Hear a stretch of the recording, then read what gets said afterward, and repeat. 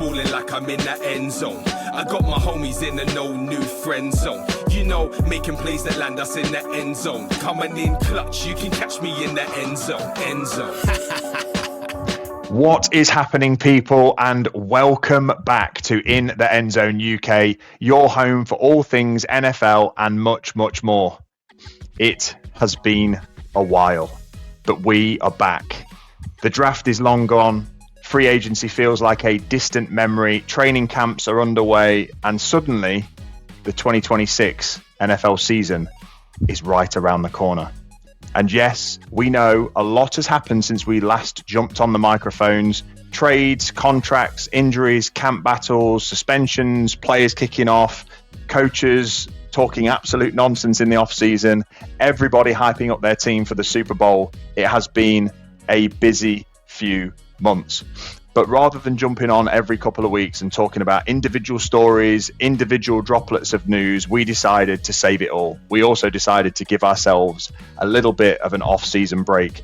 Of course, we're jonesing for football, but it's nice to be able to take a bit of time, digest what happened last year, especially for me with the Seahawks win. It can't get any better than that. And then come back to you for a new 2026 NFL season. To do this, I have the dream team back together. Joining me is the Titans superfan, Mr. Big Dave. Mr. Big Dave, you are back on the mic for the first time in many a moon. How are you doing? Good to be back. Looking forward to some football. Yeah, no, buzzing. I think it's nearly football season. We're so close to being back on the couch every Sunday, not Saturday. Getting fat, eating Dominoes, eating wings, drinking beer, talking absolute nonsense, being upset at the Titans getting bombed every week. I'm ready for it. The hope has been renewed. Exactly, and that is it. Everybody right now starts with a new hope, a new trajectory into the season, and nobody's wrong. And that is the thing. Nobody is wrong at this point. Everybody has got a chance to get there. At the start of last year, if I'd have said, I think the Seahawks are winning the Super Bowl, you'd have all called me crazy. So everybody's got an opportunity. Everybody can say that at this point their team is going to win the Super Bowl, and we'll quickly find out whether they're right or wrong.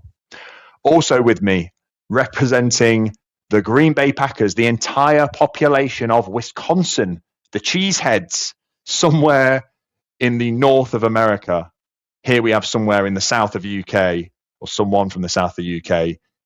It's Mr. Little Camo. Welcome back to the poddy, Camo. How are you doing? Are you ready for footy?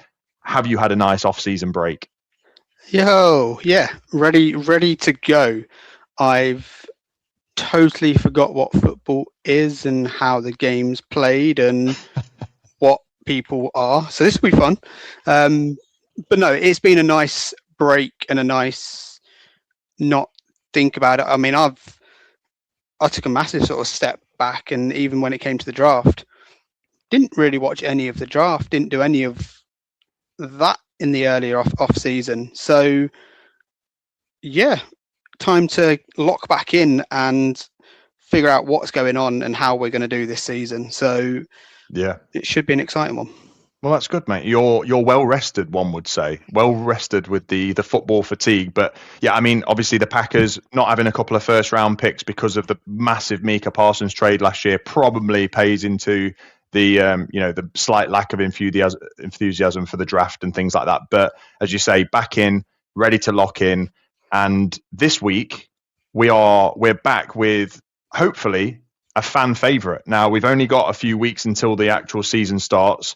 We've purposefully left a bit of news sort of unspoken about so that we can talk about it in our segments. But for those who've been listening for a long while to In The Endzone UK, you'll know that one of our favorite segments is Division Dives. And so this year, we're coming back with Division Dives. They are here, but they're a little bit different. We are doing a rapid round division dive. So for those who know what division dives are, great. For those who don't, new listeners or for returning listeners who've just not had the opportunity to listen to one at the start of every season, we talk about every division, every team. We look at what's changed, who's improved, who's got worse, who we like, who we hate, ultimately who we think is going to win each division. And don't worry, we're still going to do that, but we're changing things up for 2026. Last year we had a podcast dedicated to each division. This year we're going to split it out. We're going to split it into the NFC and the AFC, and obviously we're going to go through the north, south, east and west, but we want to make it a bit quicker. We want to get through these divisions. We want to talk about as much football as we can across these two podcasts. This week, you are joining us for the NFC. So we have 32 teams total. We have 16 teams to talk about in the NFC. We're going to start with the NFC North, Camo's division. And I want to talk about the biggest things that are going to happen this season, in your guys' opinion, for our listeners out there. What should they be excited for? What should they be looking towards? We will sit here and unpack it. Anything that you want to talk about from a player's perspective, coaching perspective, any overachievements, underachievements, let's talk about it. And then at the end of each division, we will give our quick opinion as to who we think is going to take the top seed in that division. So I'm going to put the spotlight back on you, Cam. You're recharged. You are locked back in, so to speak. And we're going to start in the NFC North. I'm going to start with the Green Bay Packers, the Cheeseheads, Gangrene, as some would call them, although Gangrene is the Jets, actually, so I won't give you that horrible nickname. But Camo, we're coming to the Green Bay Packers. You've had an entire offseason to convince yourself that you're going to win the Super Bowl. So the time is on. Talk about your team. Talk about what your expectations are. Maybe a little bit, back end of the season, how you felt with how they finished last year, what they can do to make a big difference. NFC North, Green Bay Packers. Let's go. What I will say is it's going to be a real tough season. I think it's going to be a hard one. This division itself is so wide open that it could go anyway. You could put these teams in any four order that you want, and I think there's an argument that could happen, because the Packers, okay, the Micah Parsons trade was so exciting. It sort of gave us energy. The fans loved it. Then he went and got injured. There is actually talk that he's going to miss sort of the first 6 games of next season as well. So, that'll be about 10 to 12 games that he's going to have missed over those 2 seasons, which... That's a huge loss, loss. So that in itself is something we need to manage, the expectation there. We can't just rely on one player on defense. The interesting thing is that when you lost Micah Parsons last year, had you lost a game with him, or no. Yeah, and then as soon with as him you when he lost played, him, no, yeah, we didn't win a game. Yeah, when he was playing, you'd not lost a game. When he left, you started losing real bad, real quick. So it's that itself is huge. They're actually saying he might be back for the Cowboys game. Is the one he's targeting, obviously. Of course, which I don't try and get back for that game. Just get back when you're freaking healthy, man. So on defense, that's a real interesting sort of thing to look at. Obviously, we knew at the end of last season our cornerback situation was terrible. Let's be honest; it was such a weak, poor department. We've addressed it somewhat. I'm still not exactly happy. Okay. Obviously, we went and got a cornerback in the draft early. Good. That's good. We needed to do that, and then we picked up a free agent. Is it Juice? Benjamin St. Juice, something like that. St. Juice. Yeah, he used to be at the Commanders. He's good. He's good. Which is great, but I still think we're going to be rolling with Nixon as our cornerback 1, which for me just glaringly is a weakness. So I'm still concerned about the same issues as last season. I would say, just to chip in there on the Packers, is that whilst I know you didn't pay loads of attention to the draft, but from a college perspective, and Dave did way more college football watching than I did, but I locked in towards the draft. You drafted Brandon Cisse from South Carolina, who was a fringe first round player. You know, there was talk of him maybe creeping into the first round. There was definitely talk of him actually going to the Seahawks at one point because we had the 32nd pick. A player that was maybe teetering on the edge of that first round. I think it's a good pick for you guys. Like a long, rangy corner, his physical, can tackle. I don't think Nixon will be your number one corner after the first 4 weeks. I think it will be him, and I think St. Juice is a good addition as well. I think you're actually in a better spot than you were at the start of last season because you had nobody. You were talking about starting Bo Melton and a wide receiver at corner. So I still think the same question marks are still there. We still need to see how it plays. Obviously, we've got a new defensive coordinator now, which great. Let's see what that sort of, can we scheme some things up to play differently? Yeah. We have been busy, maybe not on the trade front or the free agency front as much, but the locking down what we've got in the building already. Obviously it's Matthew Golden's second year, so need to see more from him. Christian Watson, when he came back last year, had his most productive season.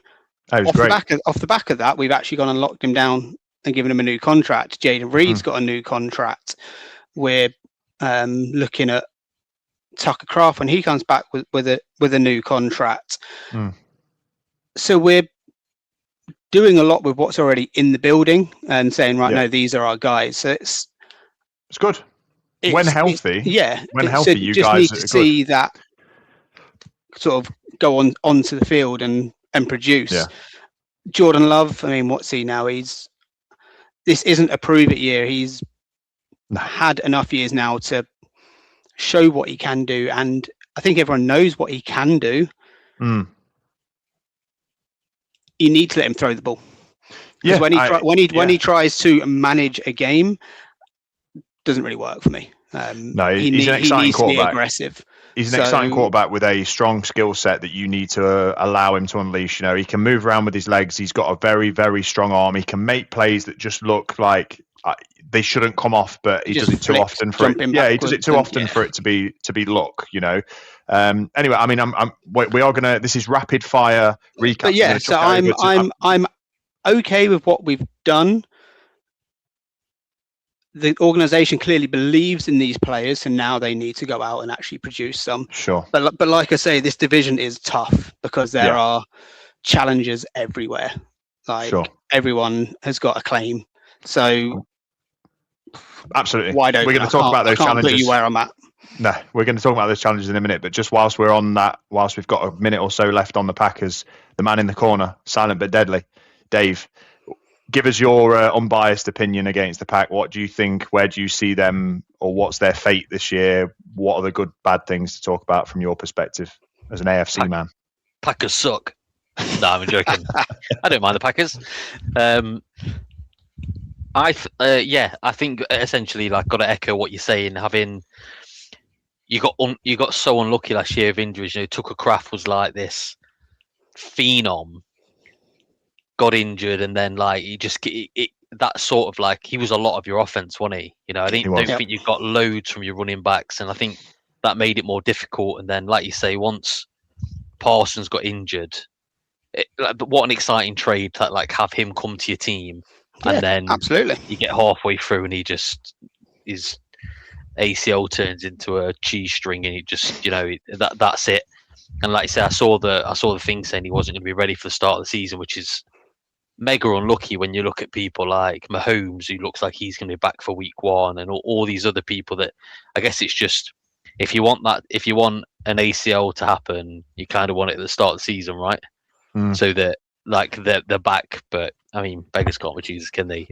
But I think you are right. But by locking down some of these players, these younger players that you've got, because the Packers seem to be a really young team. Although Jordan Love, I guess, isn't that young. It seems like he's young because he's not played that many seasons, but he's obviously been around now for a while. So I think this was the first season in 4 that we're not the youngest roster.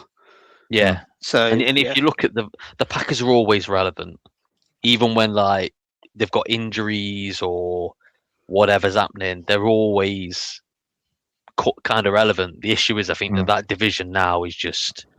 You've had the run of it for so many years. and now all these other teams are starting to like get stronger. Yeah. I mean, yeah. Obviously, the Bears were the shock ones last year. The Lions are always going to be a tough challenge, and then you just don't know what you're going to get with the Vikings. No, for sure. Okay. Well, yeah, I mean that's the Packers in a nutshell. As I say, you didn't have too much to draft, but you did well with what you had. Free agency was a little bit quiet as well for you guys because of the splashes you'd made the year before. And I think the thing that Packers always have on their side is you've got a proficient quarterback who's exciting, can throw the ball, can move the ball downfield, and will always try and keep you in games. You've got a very good head coach, albeit I hate him and think he's a knob, but I respect that he's a great head coach and he wins games for you. And, I think you've just extended him. And you've got Lambeau.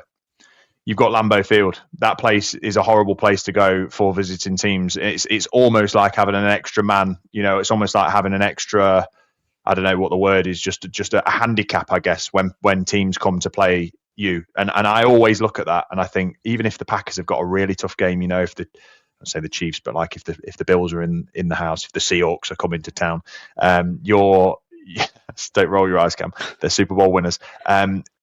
You've got that edge of being a Lambeau, a place to come that is feared, that is somewhere that's hard to get a win instead of going to LA or Vegas and everybody's like a fan of everybody. It's just it's very different. So yeah, quick one.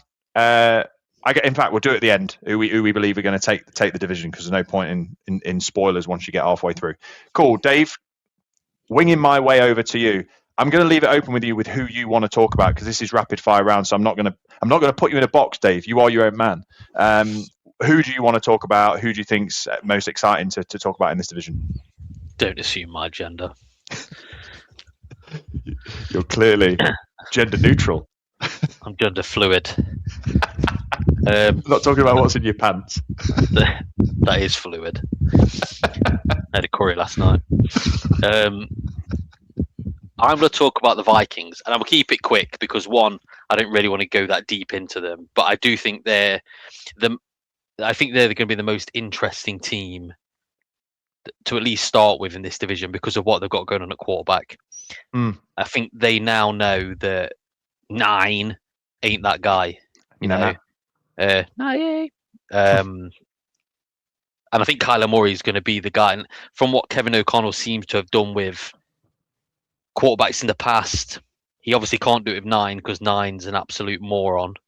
And JJ McCarthy, I think, is on his fast track out of the league. I don't think he'll be relevant. Probably even next year, I imagine he'll get cut. I think Kyler Murray is going to take that job and he's just going to run with it, literally, like a little dwarf running around the backfield. But that is what he'll do. Obviously, Justin Jefferson, they've got to be thinking about him going. If he doesn't start getting the quarterback play that he needs to prove that he's the best receiver or one of the best receivers in the league, then he's going to want out. And then before you know it, you're in absolute turmoil because the Bears, Packers, and Lions are always going to be good. So you need to have a good team you don't want to be the Cardinals of the NFC West.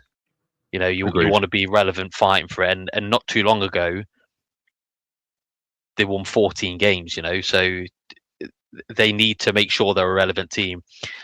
They went heavy on defense in the draft to try and bolster that defense, which is great for them. And that's it. I'll keep it short because I don't want to. I want to try and keep it to 15 minutes per division. Yeah, and obviously the Kyler Murray thing is obviously the big thing for the Vikings, right?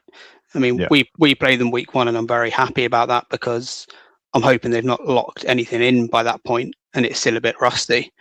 But we've seen what Kyler can do.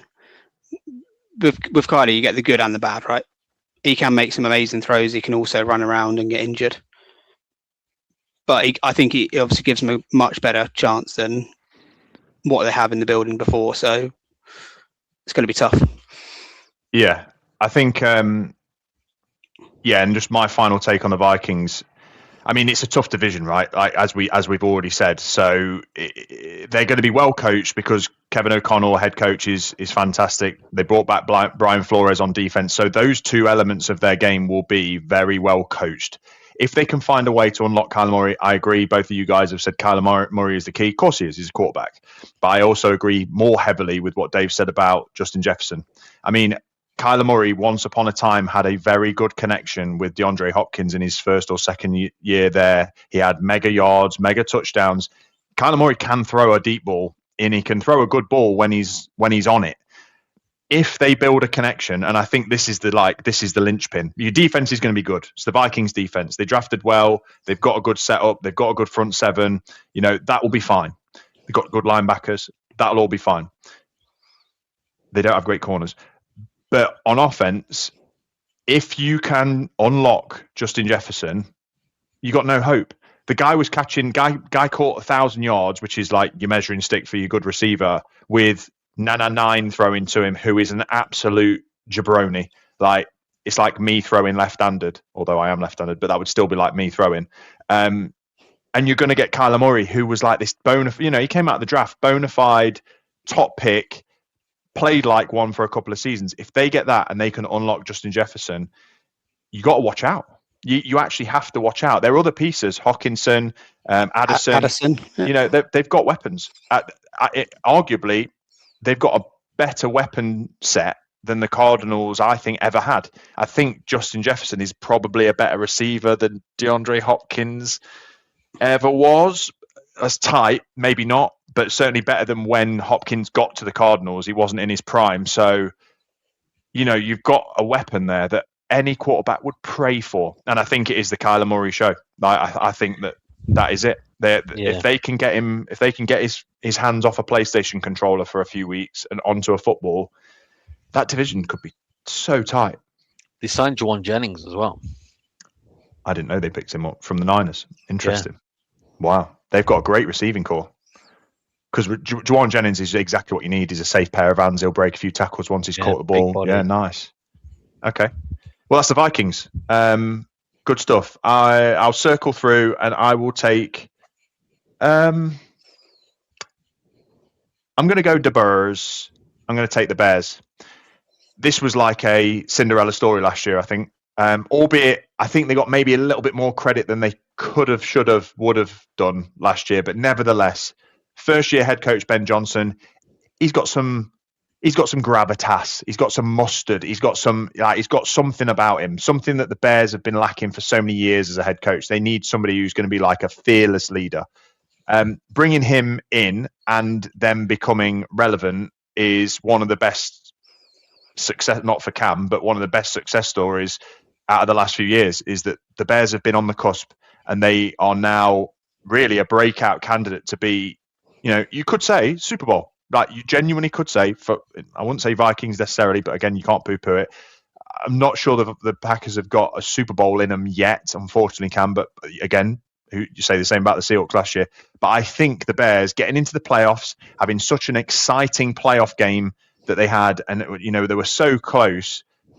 Right now, you could say that Caleb Williams, Luther Burden, the Colston Loveland, their defense, they could do something.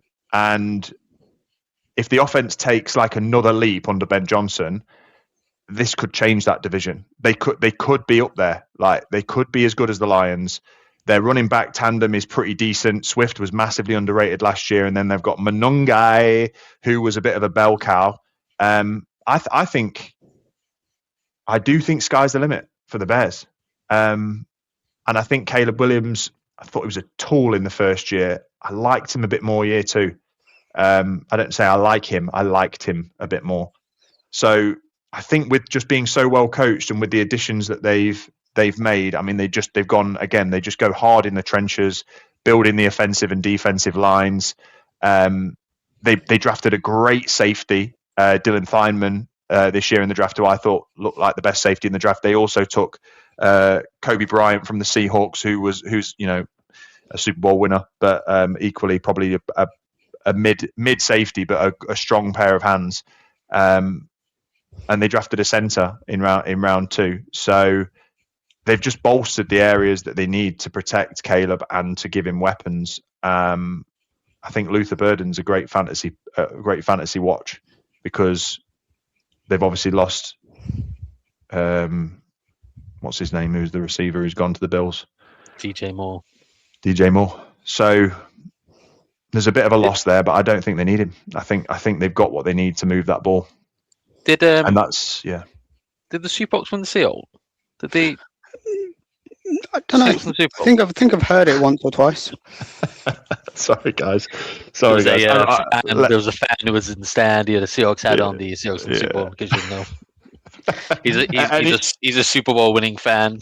That's it. At any given opportunity, the Super Bowl winning Seahawks might come out of my mouth. But come on, guys. If the Packers or the Titans win the Super Bowl in the next few years, you have got every opportunity Titans won the Super Bowl. I would have Titans won the Super Bowl tattooed on my forehead, and I'm bold, so my forehead extends all the way to my butt crack. So it would be a big tattoo.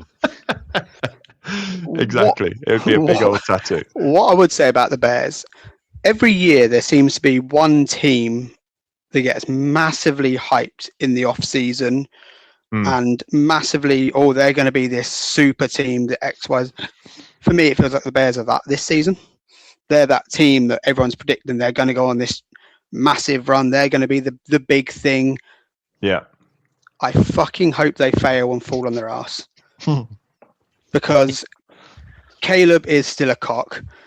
Their coach, he likes to get a bit mouthy. And nothing would give me more pleasure than watching them just absolutely flop it. I don't like.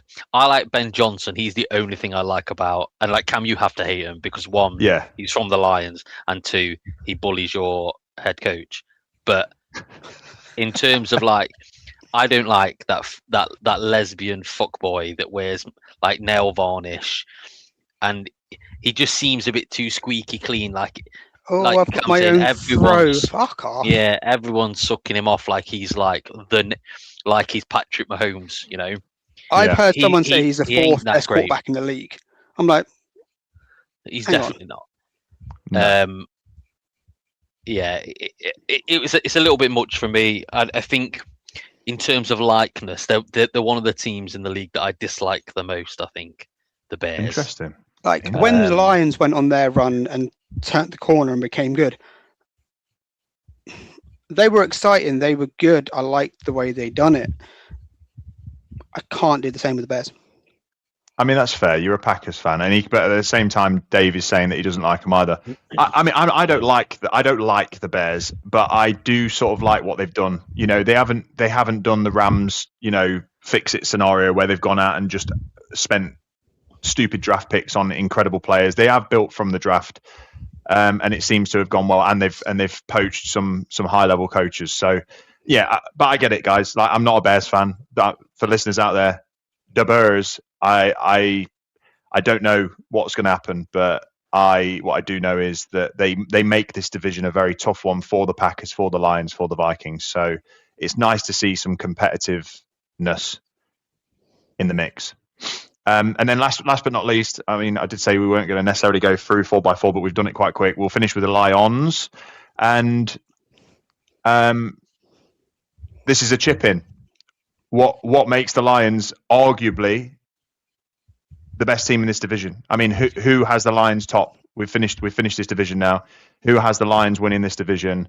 I'm going to say I do. I think they've regressed again.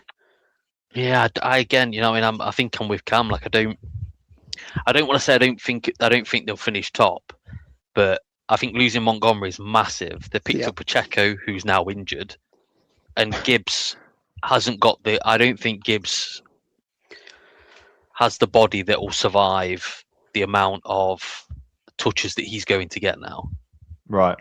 You don't know what you're going to get with Jared Goff. He's either good or he's incredibly bad. Yeah.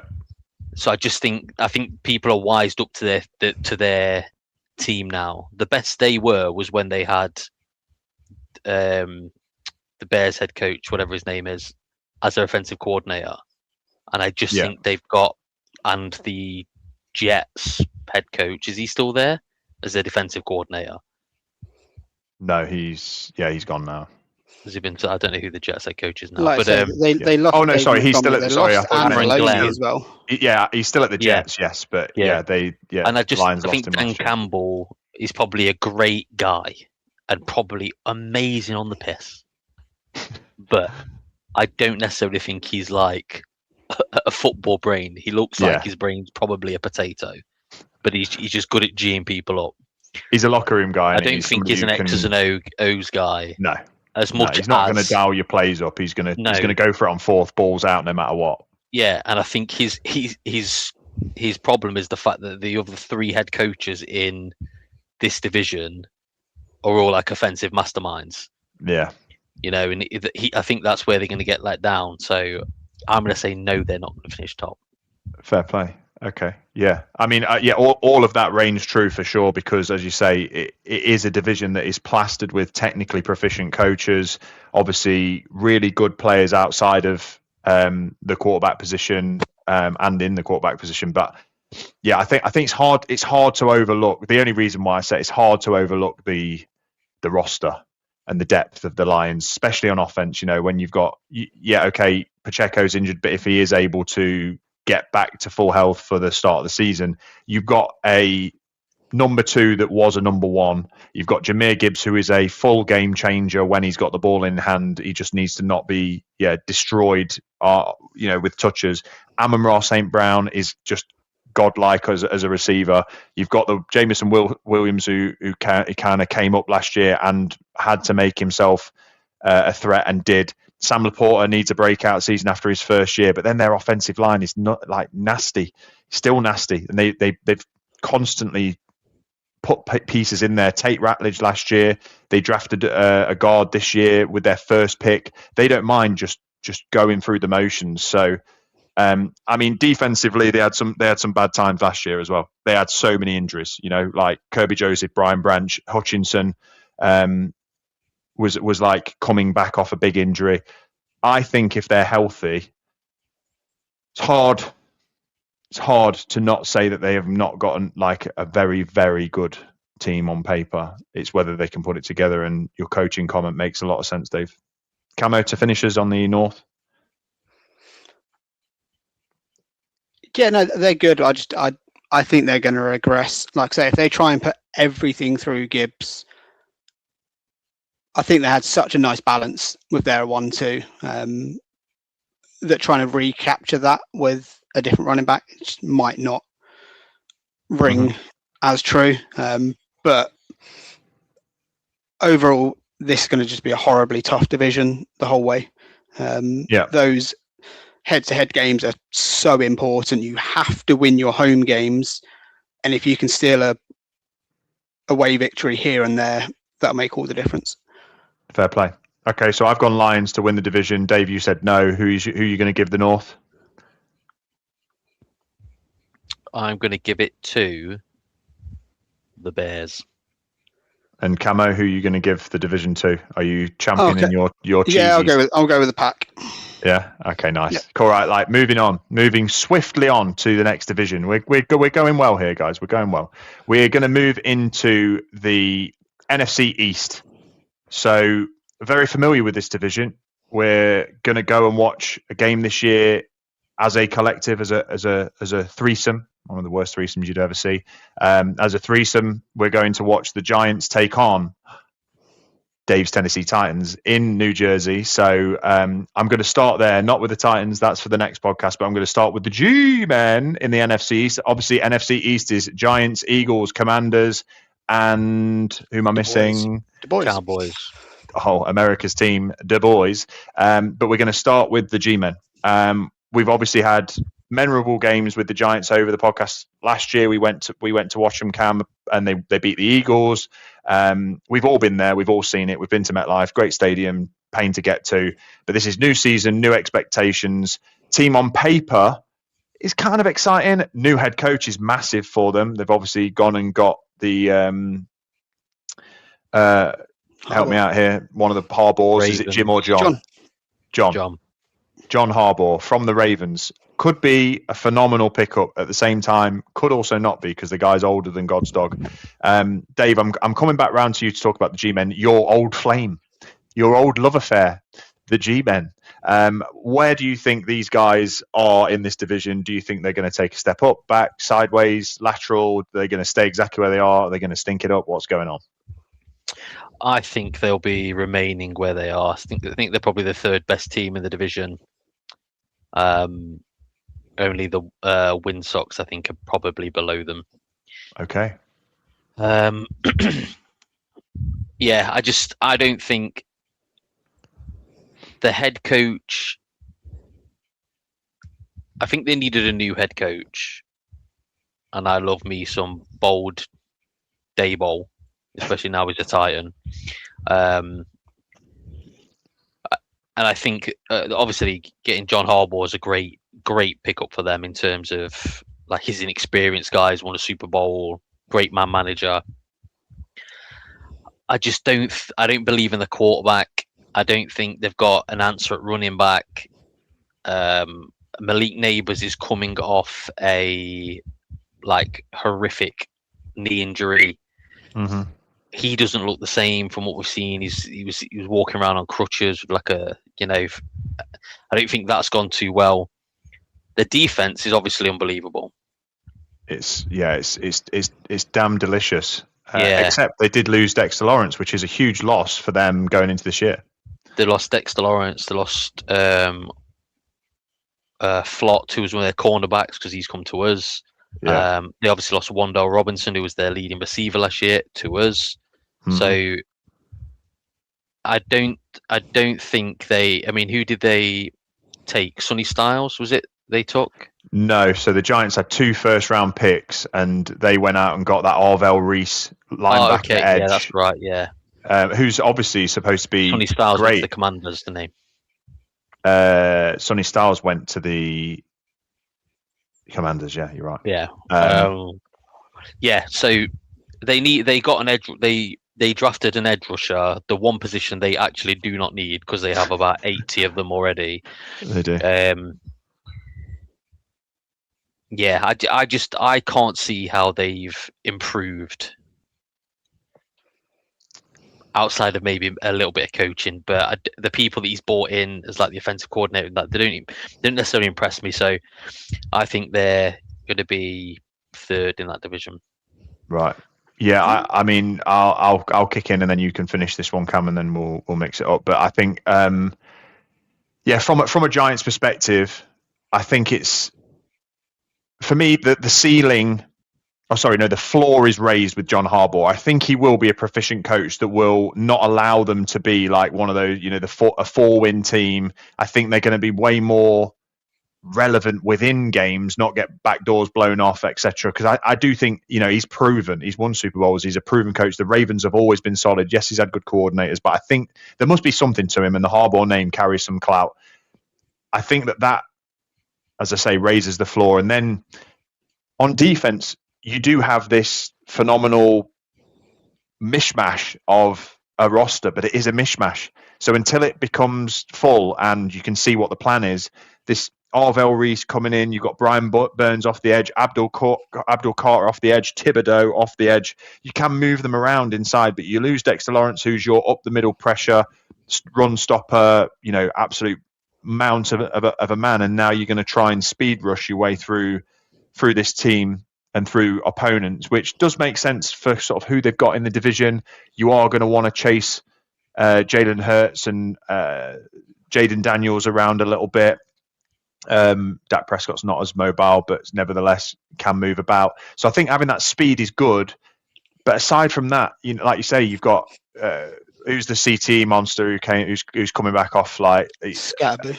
Yeah, Cam CTE Scatterboo ankle turned into 3 different pieces during the season, and he's obviously a mental case. You've got Jackson Dart, who was also injured and puts his body on the line far too much, as than a quarterback should, unless you're Lamar Jackson or Josh Allen. And I just don't see it. I don't see this mix. And with Malik Neighbors, if it was Malik Neighbors non-injured, you'd go, they've got something going here. But they've lost Wandale Robinson, your slot receiver, who's like the safest pair of hands. and I don't really see what they've done to like replace it. You know, like when you look at that, they've gone and got like a Darnell Mooney and Isaiah They've gone and got Likely. Odell Beckham Jr. back in the fold, for Christ's sake. They do, and he's not going to be relevant. Let's all be honest. Like, He hasn't been relevant in 10 years. All the training camp stuff saying that like, oh, this is what I'm.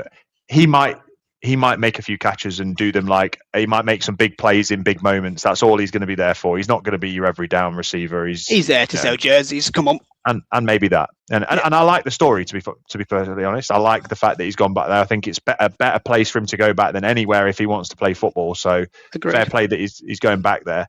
But yeah, I think that's that. My take on the Giants is they're a mishmash, and hopefully the coaching can pull that together. Camo finishes off with the Giants. Yeah, cool. I can't say I'm excited to go watch them, but we're going. So it is what it is. I don't see them doing anything. I think they've got an absolute loony running back, a quarterback that is just going to get hurt and injured and not really make great plays. My only redeeming factor on this team is their defensive line, because if they manage to do anything and actually like produce, their defensive line could be scary. I think we said it last year. It was arguably the most scariest defensive line in football. The issue is it didn't actually equate to anything. It didn't equate to sacks or pressures or anything. Name for name, it sounds great. Can they do anything more with it? But no, I don't. Harbaugh, amazing, good pickup, solid. I don't think he's got the roster to actually do anything on the field.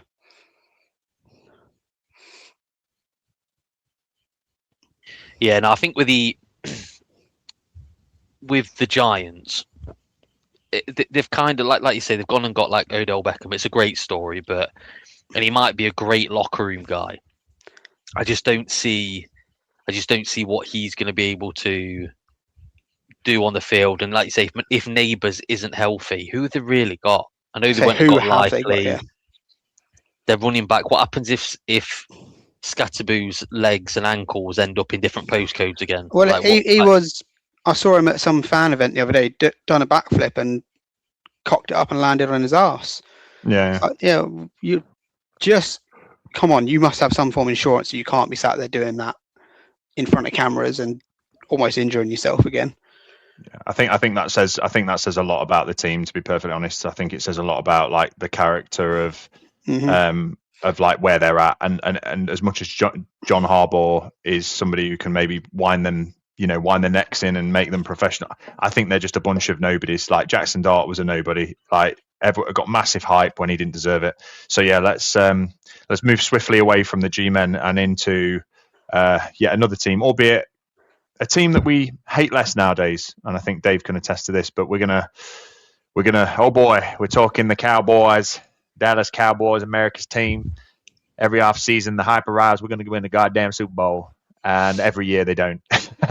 And we ask the same question. I'm going to hype them up though. You're going to hype them up this year, Dave. Let's go. Let's go. They're the team to beat this year. Is this Dallas's year then, Dave? Give me your hottest Cowboys take. Could be. Yeah, no, I think the Cowboys are going to win this division. I don't know why. I've just got a feeling about it. I think if they've got the best 1-2 wide receiver group in the league, potentially. Yeah. I mean, well, who's better than CeeDee Lamb and Pickens? Pickens, yeah. As a not pair. Many. Pickens last year. Chase and Higgins, maybe. Nah, they're not. I don't think so. No, Chase, yeah. Higgins. These two are such on a level where they're both 1-on-1. Yeah, I guess so. Yeah, Higgins really is whereas Chase is okay. Chase is better, but Higgins is not. No, and I think getting Caleb Downs, I think he's going to run their defense. Yeah, it's going to be disgusting. I think probably the best defensive player that was in the draft. They've picked him up. Javonte Williams, I think, was quite good for them last year. Yeah, at running back. I don't know. They just seem to be, in my mind, I think Dak's always got about 4,000 yards. So they're going to put the points on there. It's just the fact that they need to have a better defense, which is what they've not had the last couple of years. But again, they've gone heavy on defense in the draft. And I think I think they as long as they can keep people from scoring every time on them, they're going to be able to, they'll be able to outscore people. You know, they've got big fat boy in the middle, Quinn and Quinn Williams in the middle. Yeah. Their defensive line is nice. Quinn and Pretty, Williams, yeah. Kenny Clark, Rashawn Gary.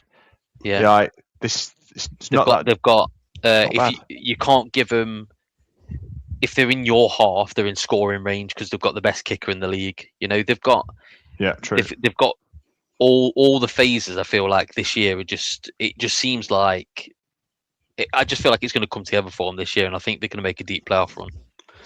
My question mark around the Cowboys, and I agree, I think they do win this division. I think they've come a long way of the roster they're building. They need to find a way to be balanced and find a way to actually run that ball. Because we all know Dak can throw the ball, and I say they've got amazing receivers there. Find a way to become more balanced and actually run that ball and control the clock a bit more. And yeah, I do think they could easily compete with the Eagles for this division. But I think they've done amazing things on defense. Yeah, there was rumours of them trading for Max Crosby, weren't there, recently? Yeah. Was there? Yeah. I mean, that'd be. Jerry Jones said he hasn't walked away from the idea. Interesting. I mean, if you added that type of pass rusher to the mix, I think you'd have to give up a lot, obviously. I mean, you'd maybe give up a Rashawn Gary or somebody like that of that nature. But I think when you do look at it, I mean, it's weird because the Cowboys just quietly are good. If they're healthy, they put up points, they score on you. CD Lamb, I think you're all right, Dave. I was probably just just trying to entice another opinion, but I don't think there is much better out there than CD Lamb and Pickens as a 1 and a 1. As obviously for them it's a 1 and 2, but they are both number 1 players. And when you look at what Pickens did whilst CD Lamb was injured last year, CD Lamb never really came back to full power, and if he does, which he will because it wasn't a big injury, they're 2 players that are so hard to take out of the game. And then they've got a good offensive line, and then their defense looks real nice. And with Caleb Downs coming in there as a DB, you've got Malik Hooker, you've got Darren Bland, who a couple of years removed from being like the interception leader. I think you guys have changed my opinion, I would say. And not intentionally, but I think just thinking about it, looking at it, and just getting a bit of that Du Bois hype. The Cowboys could take this division, and I'm gonna agree with you both. What a shocker! Cowboys, Du Bois to win. Ooh, makes me feel all creepy inside. At the minute, they've won the Micah Parsons trade. At the moment, yeah. But nobody can foresee him blowing his ACL out. So but we'll that's see. it. I still think he's going to miss the season. Like, yeah, that's true. What they've gone and done with those picks and stuff, you got to hand it to them. They're building something nice, and Dak's so experienced now. He says they always draft well, the Cowboys. Yeah, he always draft well. They do. Okay, moving on to the Win Sox. Obviously, as fanboys of the In The Endzone UK, they were aptly named the Win Sox a long time ago by Dave, but we are talking about the Washington Commanders. Since then, they made the NFC Championship, got blown out by the Eagles, and then last year got blown out by everybody because Jaden Daniels was injured, had his arm turned inside out by the Super Bowl winning Seahawks. Don't know if I've mentioned that. And they were a non-factor, last year. Non-factor, ancient, so old, oldest roster in the league. This year they come back, I guess, younger because they couldn't have got older. But they got Stephon Diggs, nice young wide receiver. Fair play. That is their most Laramie Tunsil, young guy. now dead. Like, yeah. All I said was younger. Certainly not young. Head coach Dan Quinn is generally going to defensively keep them in it. If Jaden Daniels comes back and remains the franchise centerpiece, which he absolutely should do, there's a potential there that they are absolutely relevant. This team did make the NFC Championship a couple of years ago, but I don't see it happening. Camo, talk to us about the Washington Commanders. I can obviously add to the table some of their more recent acquisitions, but talk to me about. You just said I hate this team, so let's hear that. Let's hear that hatred. It's just I think it was the hype and love that Jaden Daniels, when he came in, fantastic. Second year, my word, it couldn't have gone any worse from. And it just goes to show how the NFL really is season to season. You build a team for that season. It's not you build a team and this is our team for the decade. No, it is season by season, because okay, they got to the championship game and then they actually done nothing. I appreciate your quarterback gets injured. He needs to produce this year, because otherwise it is looking like one of those things where a team gets a bit of momentum behind them and that carries them through a couple of wins that season. And that's what it was the first year. And it was exciting. They done amazing. If you cannot sustain that or build on that and you regress so much again, it's just hard. And like I say, the way they build their teams with this, let's go get this experience, it's just not working for them. And I say Larry Matanza, has he not gone and got? Oh, he's done. Torn his up. He's torn his bicep. He's probably done for the most part of the season. So that's their like starting left tackle that is just not there anymore. So I just find this team. If I was a fan, I would want to find a way to get behind this team a bit more. Go draft somebody that's exciting. You've done that with Daniels. Pair him with somebody. Give them someone else to root for, a bit of hype.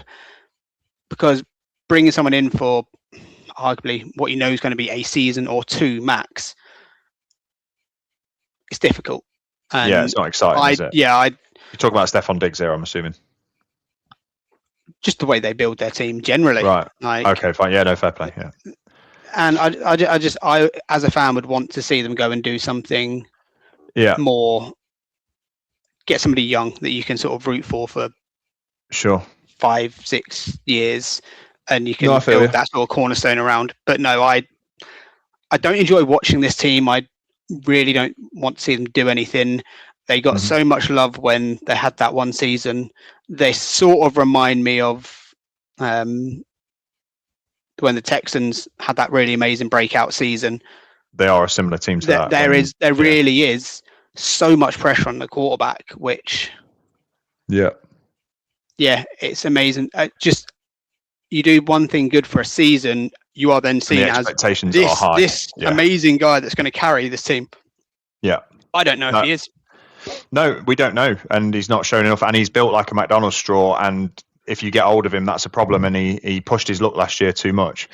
Dave, I'm coming over to you just to finish with the Win Sox, but I'm going to throw some names at you right now: Mick Robinson, Mike Sandstrill, Jeremy Reeves, Frankie Luvo, Adefi Owe, Javen Kinlaw, Tim Settle. That's their defense. And then you throw in a couple of names that are like reasonable: Nick Cross, Sonny Styles, who's a rookie, Clavon Chaseon. That's their defense, just so you know. That Deron Payne. That to me strikes zero fear. Yeah, I like Nick Cross. Good safety. I like him. But outside of that, that sounds like a team when you're playing Madden, when you're so sick of winning that you trade all your players away and go and find like the shittest 10 defensive players in the game and try and make the game a challenge for you. That sounds what like that is.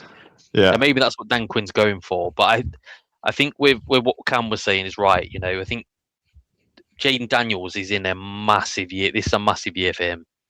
He needs to show us what he can do. You know, getting to the NFC Championship in your rookie year is obviously a massive achievement. But I think the likes of him and CJ Stroud, it is really on them. You know, to prove that they are the franchise quarterback. You know, you not everyone's Lamar Jackson.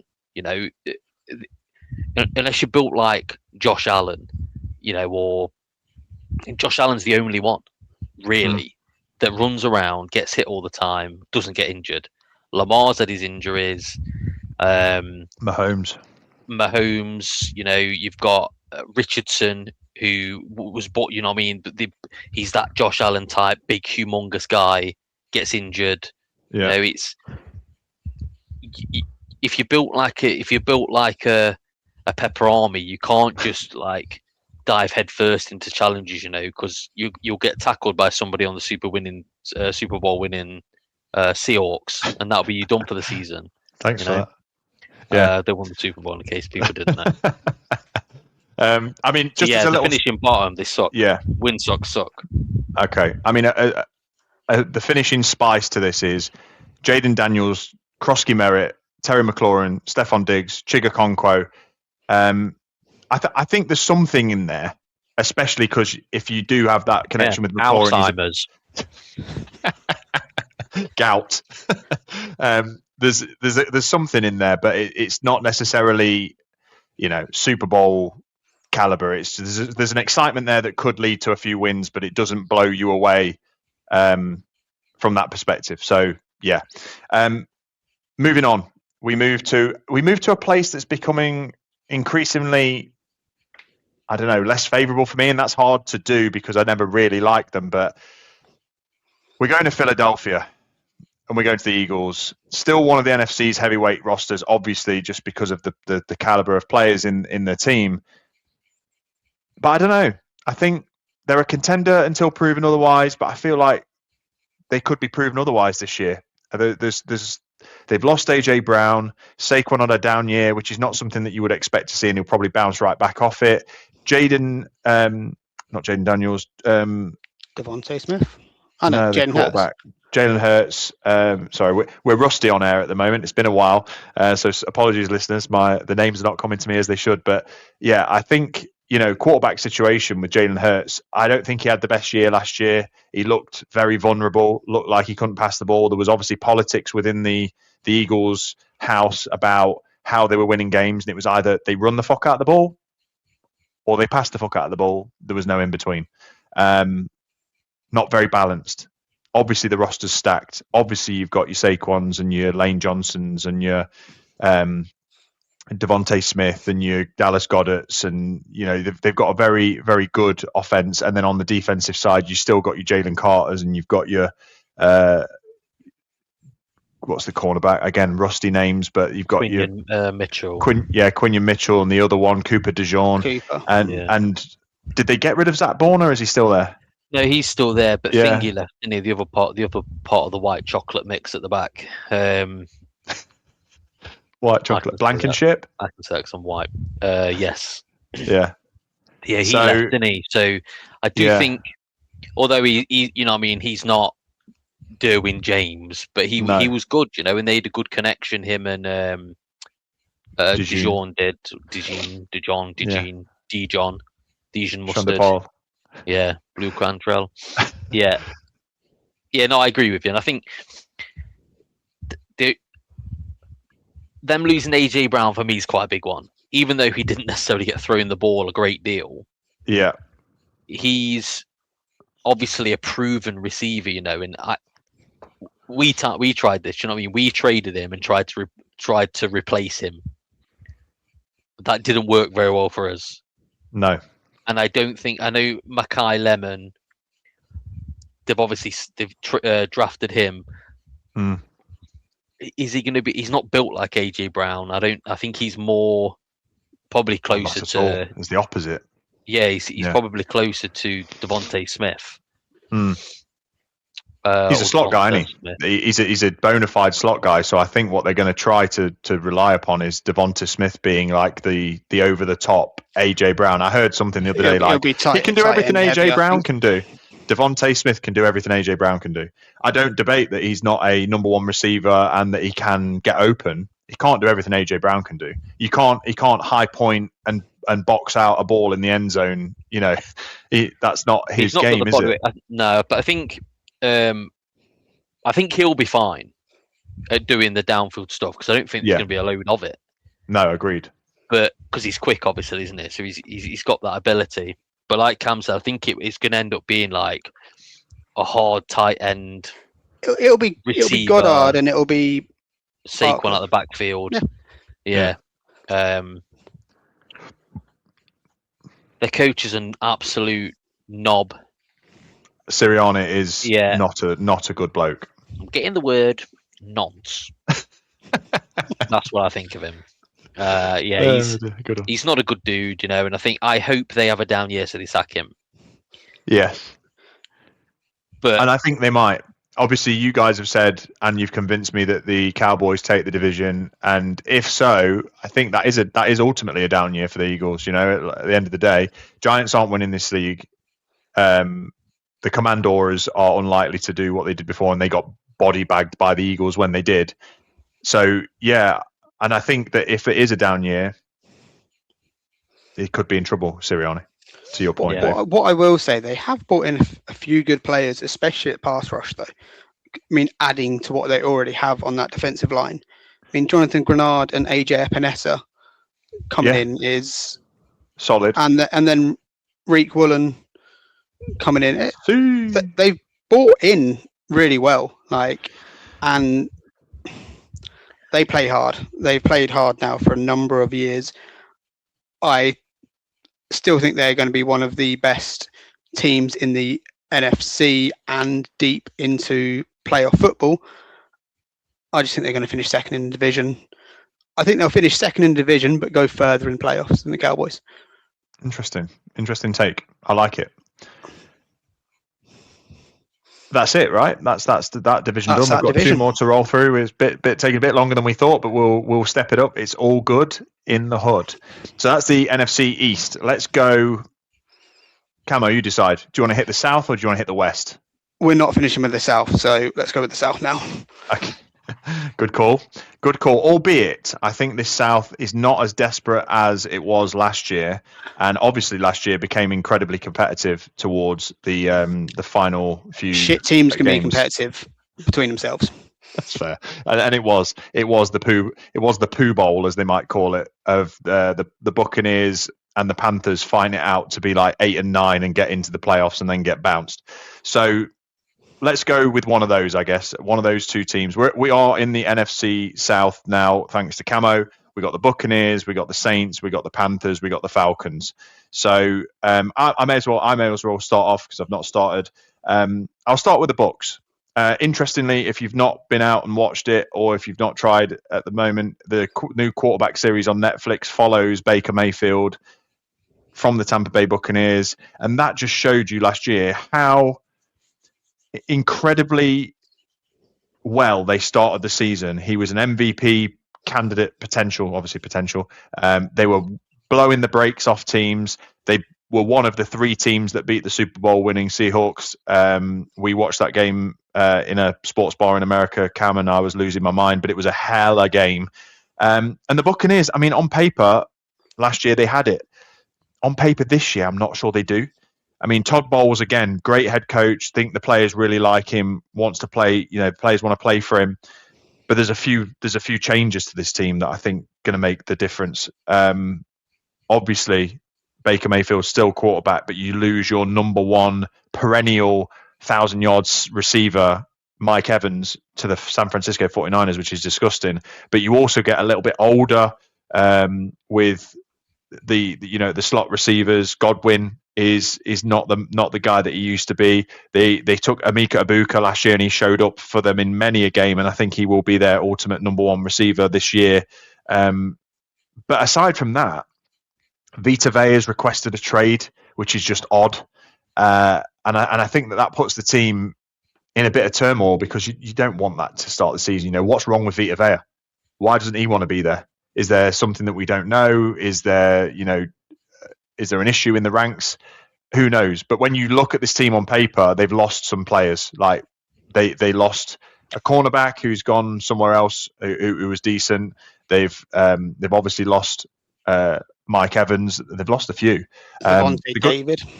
Lavonte David's retired, who is a backbone of their defense. They've picked up some pieces. Alex Anzalone is a replacement for him. They took Ruben Bain in the draft, which I was quite surprised he fell as far as he fell to land with these guys. And he feels like a Buccaneer. I think we said it on the podcast. He feels like a Buccaneer, just like he's just going to go out and game wreck as a pass rusher, which I think is great for them. But then Bucky Irving, Emeka Egbuka, Chris Godwin, they've got a good offensive line. This team just screams average to me. It kind of screams exactly what it says on the tin as it did last season, which is it's got the potential to be good and the potential to be bad. and the potential to be average. And so and they've got the perfect quarterback for that, because you're going to get all of that with Baker. Yeah, exactly right, Cam. So yeah, I think that's exactly my take on the Bucs. I don't know where to put them in this league. I think on their day they're good enough to win it. Dave, Buccaneers, Baker touchdown maker. I know you're a fan. Yeah, I think they're in the perfect division for what they are. Yeah. Because if they were in any other division, they would be the Cardinals. Yeah. You know, they would have, they'd be dead last in the NFC West, dead last in the NFC North, and probably vying for dead last in the NFC East. So they're in the perfect division. They are a great wild card team to play in the playoffs if you're any other team. That being said, they're probably going to win the NFC South, which is what doesn't say a lot about these other teams. I don't think they will. I have another team winning the NFC South. Ooh. You want to go there? Yeah, I mean, Camo, have you got anything more to say about the Bucs? I think I haven't got the Bucs. I think Ibuka's going to have a good season. I think that'll be my thing. Ibuka's going to have a good season and could be a good fantasy pickup. Nice. Yeah, I haven't got the Bucs winning it either, but I'm gonna defer to Dave for the next team, and you give us the team that you think is going to take this league or this division by storm and topple, or not even topple the Buccaneers. They came second last year, and it was the Panthers. Is it the Panthers, Dave? It's the Saints. Oh, the Saints and Tyler Sugar Hugger Who? Tyler Shaug Shihuga. Tyler Shibiga. Tyler Shook. Yeah, I think they're going to do it. I think they've drafted well and also got a load of players in free agency. So, I mean, I don't know what he said about them on the free agency frenzy, but when I was thinking about this podcast earlier today, I just think the Saints are going to be it. I think Jordan Tyson's a great draft pick for him. He looks smooth like butter. That Tyler Sharuga. I think he was pretty good last year, you know. He was. Considering he didn't start he wasn't the starting quarterback, was he, at the start of the season? It was Spencer Rattler, wasn't it? Yeah. Yeah. Obviously Alvin Kamara, Etienne, Chris Olave, Jordan Tyson, Zach Wilson. The quarterback. Yeah. No, that's a nice offense. I think that's Chase, a really nice offense. Yeah, I think Chase Young. I think he was all right last year. You know, from his rebounding from the where did he go after the win sides? The Niners. Yeah, for a really short stint, but yeah, he was like a bona fide number one pick when he supposed to be a Myles Garrett-esque type player. But yeah, they've got something Johnson good out of it. At tight end. I think honestly, they've not even quietly actually. I think they've who did they get in? They got some decent players in free agency, didn't they? Yeah, so they picked up. So in free agency, they've picked up Julian Blackman, a safety, who's good. They picked up Travis Etienne was a really big one for them, because Alvin Kamara and him. I don't know what you do there, but you're going to play a lot of two running back sets. It's going to be a 1-2 punch. They're both good, and they've paid them both. I just think it makes them very difficult to account for. You've got Juwan Johnson at tight end, but they also took Noah Fant. They've got like depth. They've almost got like two players per position. Like you say, Olave, Tyson.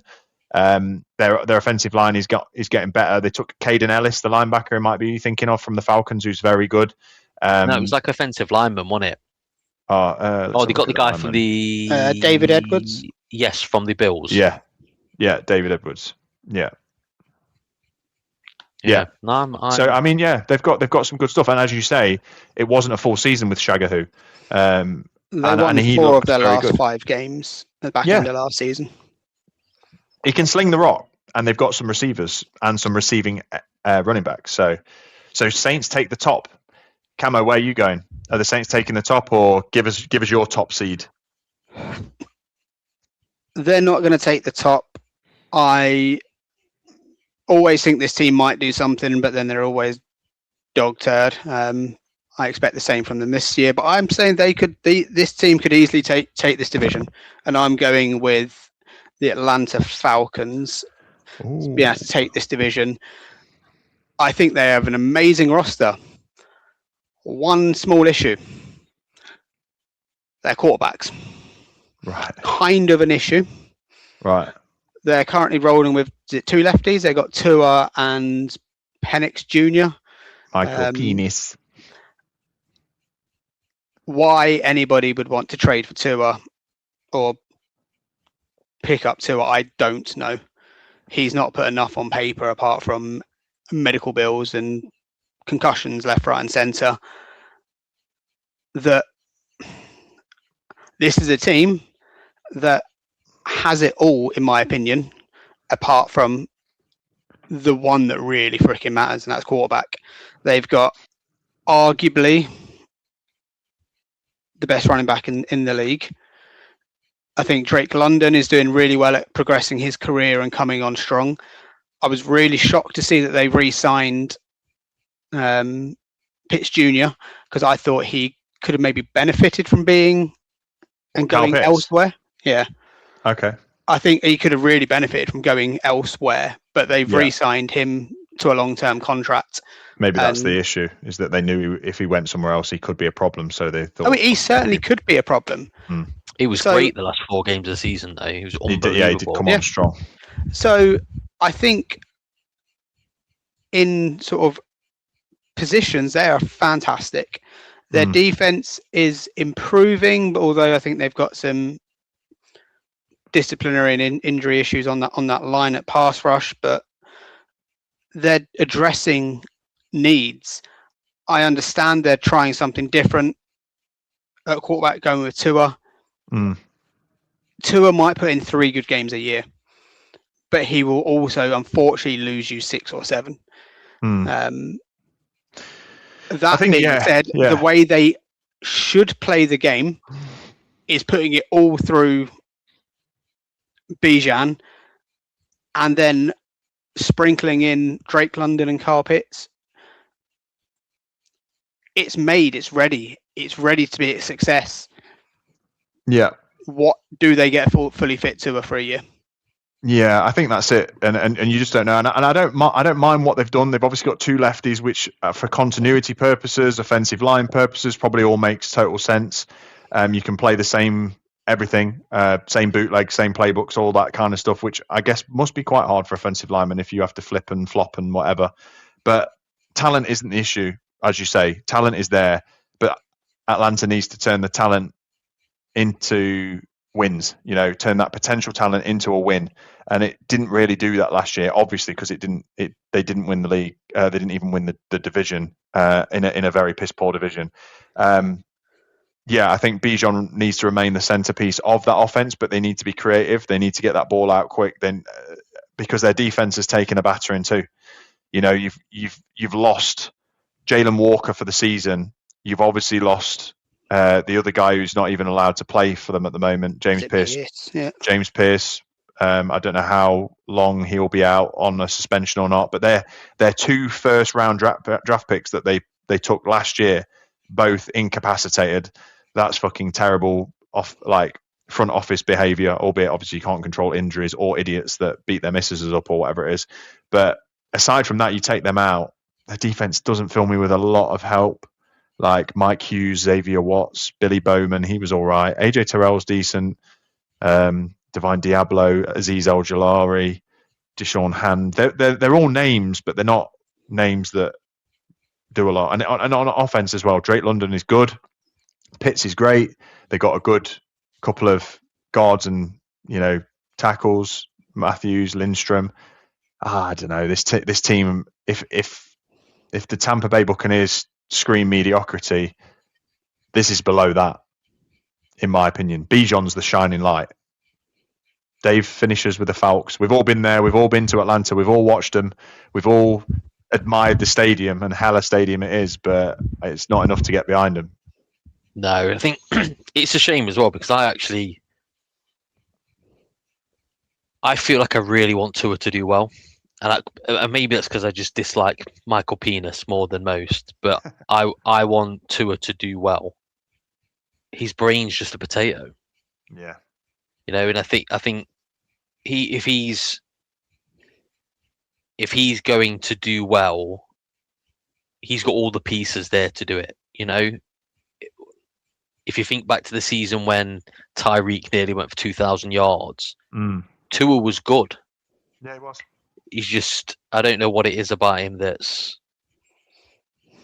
where it's his brain's a potato when he gets, if a fly lands on his head, he's got a concussion. But I think you're right. It needs to run through Bijan. They've got all the pieces in play. They can go short with Pitts. They can go deep with Pitts. Go deep with London, and then they can do everything with Bijan. You know, they've got all them on offense. I think they'll be fine. I think their defense, like you say, is just, it's a little bit worrying. Those two premium edge rushers aren't going to be there. Well, one definitely isn't going to be there.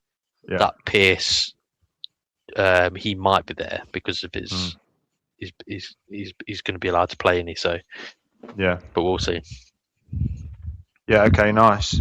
And then that leaves us last year's winners. Yeah, not least is the winners, the Carolina Panthers, the Dave Canales led Panthers. They, 2023 2 wins, 2024 5 wins, 2025 8 wins. They're progressing. So with that narrative, are they going to have 10 wins? I don't know. Is the answer. I have the Panthers, I think, taking this division just because they showed real promise last year. And I don't know whether it was desperation, promise, gumption, whatever you want to call it, but they showed something last year that I've not seen from them for a while. And I respect that. And I think Bryce Young came on. And I think that between their receivers, Ted McMillan had a very good first year. He could certainly progress. Him, Xavier Legette, I think they could do something with that. And their offensive line, not so bad. They get a very big piece back at some point this year with Derek Brown coming back as their defensive end / DT. And then they've got some good pieces. Certainly got some good pieces in the secondary. With J.C. Horn, Trevor Morig, Mike Jackson, Nick Scott, I think they're decent. I don't know. I just feel like they're on the up, and I'm buying stock of the Panthers a little bit because I feel like they're kind of putting things together more than what I'm seeing. That they're getting more continuity. They're getting more. They're becoming more of a team than the other teams that I'm seeing. Saints, I think the Saints could be good too, but they don't feel as disjointed anymore. And I feel like Bryce Young has maybe found some confidence. And that's all I've got really. And I think that in this division that's so poo on a shoe in the loo, I think that could win them it. They got there last year, they got bounced, but that's my take on it. I've got not much more. Sorry, Panthers fans, but there's not a lot exciting going on in this division. It's poo. I like seeing the progression from their quarterback. Yeah. I feel like he's really earned it and had to do it the hard way. Yeah, a lot of criticism. So it's nice to see him getting some wins and getting some confidence. It'd be interesting to see can he do it for like a full season and actually lead this team now. Yeah. No reason why not in this division. Yeah. I think that's the thing. We've all said we've no idea what this division is. No, we don't. And it could go any way for any reasons, like at any time. So I feel really bad about Panthers. Dave, have you got any golden nuggets for the Panthers fans that are listening here? Not really. It's a similar sort of thing to kind of what you've been saying. I think with Bryce Young, I think if he can put a full season together, they'll be able. I think they'll win it, and they'll probably win it comfortably. But the issue is that goes the same for all the other teams. Yeah, I think they've got such inconsistent quarterback play from all of the quarterbacks. And that's what makes this division, I guess, exciting if you're in it, but also an absolute nightmare if you're in it. Because if Baker plays well for 17 games, the Bucs are going to take it. It's probably the same for all the other teams.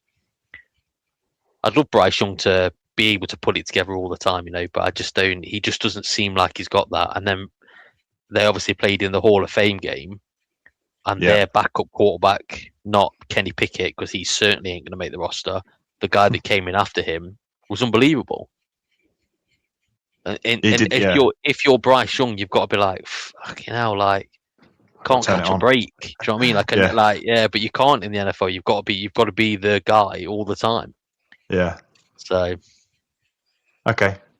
Yeah. Well, that's the NFC South. It's a bit of a depressing place to be, which sucks. I mean, it's still going to push out some very competitive football. Maybe not the highest of levels, but it will still be very competitive, which makes for makes for some great games. Great. That's it. It's competitive because they're all at the same Similar sort of level. As Dave mentioned, if they were in different divisions, it'd be tough. But actually, putting the four of them together, it's a wide open division. So, sure, is that good? Maybe. Yeah. Speaking of which, but on the opposite end of the spectrum, we're going to finish last division, the NFC West, and this one could be absolute war in 2026. It was last year. Every team going into the final few games, not every team's 3 teams going into the final few games all had 12 wins plus, which is just disgusting. So this is gonna be a battle for the ages. I don't know who to talk about here first. So Dave, you've got your pick. Obviously, NFC West is the LA Rams, the Seattle Seahawks, the San Francisco 49ers, and the Arizona Cardinals. Take us away with whomever you want to talk about, but it's a loaded division. It is. I don't say it's the best division in football because obviously the Cardinals are in there, but I think the caliber of the 3 that are the best in the division is just so high that it makes it arguably the hardest division to at least win or get into the playoffs in football. Yeah, I think maybe last year or the year before, you're right. I think the 3 top teams. I don't really see the Niners as that anymore. And whether it's just injuries or I don't know what it is, I just don't see them as in that upper echelon anymore. I think the Rams and the Seahawks are obviously, well, the Rams probably stand alone at the top of the league at the minute. Mm-hmm. Obviously, you can't discount what your team did last year and the way that they played, the defense that they played. And I'm a firm believer in your head coach that although you've let quite a few of that defense go, especially cornerback wise, he wouldn't have done that if he didn't think that either the guys he's got coming through or the guys he was going to draft would be able to pick up that mantle. So I think you'll be fine defense wise. And I never really rated Kenny anyway. So, but we're not going to start with Seahawks. I'm going to start with the Cardinals. I think we'll get these out of the way fairly swiftly. The turds. The strongest team in that division because they're constantly holding it up. I from watching that Hall of Fame game, they need to start Carson Beck. If they want any chance at all of doing anything, he needs to be the guy. Agreed. Jacoby Brissett, you know what you're going to get with him, and this is what I said to you earlier. He's not shit enough for you to get the number 1 pick. He ain't good enough for you to win the Super Bowl. Yeah. So why not start the guy you've drafted? He's costing you absolutely nothing. He looked good in that Hall of Fame game. Yeah, let him go for the year. If he's absolutely garbage, you're going to get a really good pick. Hopefully he's not, if you're a Cardinals fan, and he's going to be good, and you can build on him, build on the fact that you've got him for 4 years for pennies, and try and build around him. And then obviously you've got what's his name? Jeremiah Love, running back, number 1 in a really deep in the draft of running backs as well. Yeah. So obviously, because who else they got? They got James Conner and is it Algier? Algier. They picked him up for agency, so they're going to be able to do a lot with them running backs. Well, hopefully they are. The issue they're going to have is they're probably going to be behind in a lot of games, and it's difficult to play balanced football when you're chasing games constantly. So hopefully for them, they can get up on teams, and then they can use them running backs. They've got, like you say, they've got plenty of them. On offense, they've got some really good pieces. Yeah, I mean, if Marvin Harrison can become that Ohio State, the next like breakout candidate for being an Ohio State wide receiver is Marvin Harrison. All the others have done it. He needs to be the guy that can be the focal point of that catching offense, for them. And if they do, they've got him, Trey Trey McBride, this McBride, Jeremiah yeah. Love. Like Yeah. it's not a bad like trio. No, like that it's triangle good. that you need is decent. It's just like you say, you've got Jacoby Brissett throwing the ball, which he's a very apt quarterback. That's it. Yeah. That's my thinking. They need to go with a young quarterback, get him in there. Let's see what he's got. He played a lot of college football. Football.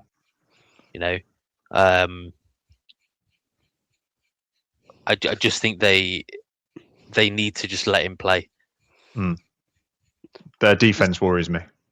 As in, It doesn't worry me as a Seahawk. It worries me just as a football watcher, because they don't have a lot there. Obviously, they've got like Buda Baker, who's class, but he's also aging now as well. He is. You're right, Cam. He's still pretty much everywhere, but he definitely took a little bit. I was watching him in fantasy because I had him in fantasy and was well happy about getting him in fantasy, and then realised that he didn't do anything in fantasy. So that goes to show, because he used to be among like the leading tacklers among linebackers, never mind safeties, and he just wasn't that last year. You've got like Will Johnson, who they took early, who's a good corner, who had a good start to the season. Walter Nolan, who also was all right, but their defense worries me. And depth wise, I'm looking down their second strings, and I don't know. Sean Murphy Bunting is the only player that I know on the list. I don't know anybody else. So they're starters, and there's 2 or 3 in the starters that I don't know. I think I know most of them. Garrett Williams, I don't know who he is. But yeah, their defense doesn't look tasty, and obviously they're coming up against not the Seahawks, but the Rams and the Niners twice a year, who offensively, they're gurus, aren't they? Like they just make shit happen. You've got to deal with McCaffrey and Nakua and now Mike Evans and George Kittle. I don't see that defense standing up. Like you say, Dave, they're going to be in games where they can't run the ball because they're going to have to chase, or they're going to have to try and put points up, or whatever it is. Yeah. Finish the Cardinals, Cam. Stomp on them whilst they're down. Do you know, the one thing that got me excited about the Cardinals was when there was like a week where they were rumoured that Aaron Rodgers might go there. Do you know what? I thought that would have been a really good landing spot for him with what they've got on offense, and just the way he plays football. I thought that could have been quite exciting. Obviously hasn't panned out, but I like pieces on their offense. But as you mentioned, their defense just isn't going to do anything to help them at all. If you're a Cardinals fan listening, obviously there's some bright sparks in the team. 99 rated Trey McBride on Madden, apparently best tight end in the league, apparently according to Madden. But nevertheless, you've got a good player in him, and Jeremiah Love is a TBC. Like, he could be a Bijan, a Barkley, a Gibbs, a McCaffrey. Like this. That's what they're saying about him. Even outside of him at running back, James Conner and Algier, it's not a bad 1-2 anyway. No, but you've got to make it. That's the issue, is you've got to make a choice there too, because you've got somebody who's like supposed to be this game-changing elite running back, but you also got the temptation of running somebody out who's reliable in a Connor, or somebody who's a battering ram and has got, I think, first starting caliber potential in Algier. It's difficult. Like, what do you do? Do you give them all a go? I don't know. What would interesting to see what they do, but the fans are going to want to see Love, aren't they? Of course they are. Okay, moving swiftly on. That's the Cardinals. I'm assuming we've all got them finishing last. Yeah. So, Camo, take us to wherever you want to go. You want to go to the Pacific Northwest? Feel free. If you want to go to San Fran, the Bay, go to the Bay. Or if you want to go to LA. No, I think going to the Bay is the right place to go now. Okay, San Francisco or San Fran. So I find them a really weird, awkward team at the minute, because as Dave was mentioning, I do understand that thing of, are they this top tier caliber team anymore? Yes, but man, they get beat up with injuries year in, year out. And It's that power plant next door. I don't care what it is, but it I'm joking. makes them Conspiracy theory. lose their some sort of spark. Nick Bosa, I don't really account for him much more, like, which is just wild because Fred Warner is still obviously disgustingly so good. Yeah. The big exciting thing for me this season with the Niners is that acquisition of Mike Evans from the Bucks. Yeah. He could be such an incredible addition. Yeah. Don't like Purdy, don't rate Purdy. Mr. Irrelevant. His story's been good for him, but I still think they could upgrade at quarterback. If they get 1,000-yard Mike Evans on top of was it Ricky Purcell's out for the season? I mean, Brandon Ayuk, man, what a joke that character is. Yeah, he's never playing for them again. They went and brought back Deebo Samuel as soon as they lost. So Mike Evans and Deebo type of receiver. Is Kittle going to be healthy at any point this season? Yeah, he should be. So that's great. And obviously McCaffrey at the running back. They've got some really good pieces, but I don't see them winning this division. I don't see them being what the 49ers have been now for such a long time. Yeah, I think they will take a little step backwards. Interesting. I'm bucking that trend entirely, and maybe this is out of fear or worry or anxiety, but they played some real nice winning football last year without Nick Bosa, without Fred Warner, with a bit of a beat up receiving core, and without George Kittle. If is a big if for the Niners, but if they stay healthy, I think it's a huge problem. I think if they won 12 games last year, maybe 13, I think it was 12. They won 12 games last year with 2 all-pro players unavailable and an all-pro tight end that was semi-unavailable. Everything was ran through McCaffrey, and he managed to make it work. Purdy looked good in places. The only time he didn't really was when they played the Seahawks and they shut him down badly. And that's just because it's familiarity playing them twice a year. I honestly think that this division is fucking horrible. And I genuinely think the Niners have got just as much chance. I don't want to say it, but they do. I feel like they could top the Seahawks in this division. I don't think the Rams can be topped, depending on one factor. I just think I'm a little bit fearful of the Niners. I don't think they're going to regress, is what I'm saying. I'm not saying they're going to get better, but I still. I still think they might beat you. Yeah. I think they certainly could beat you. Yeah. Because I still can't believe you done what you done last season. So. Yeah, Shanahan is obviously a huge factor in that. Dave, Niners finishes off. Yeah, I mean, I've already said it. I think I believe they're a league below the other two teams, the Seahawks and the Rams. I don't think. I think their players getting older, and Fred Warner, I would never take it away from him. Coming off an injury, Bosa coming off an injury. No Ayuk. Yeah. Yes, they have got Mike Evans, injury prone, gone to the most injury prone team in the league. They've already got a load of injuries that are piling up. I'm actually dreading the fact that we've got to go there, have an open training practice with them, and have a preseason game against them. I hate the fact that our team should do that, because if somebody does get injured, one of our, I was about to say big hitters, we don't really have big hitters, one of our medium hitters gets injured, I'll be livid about it. But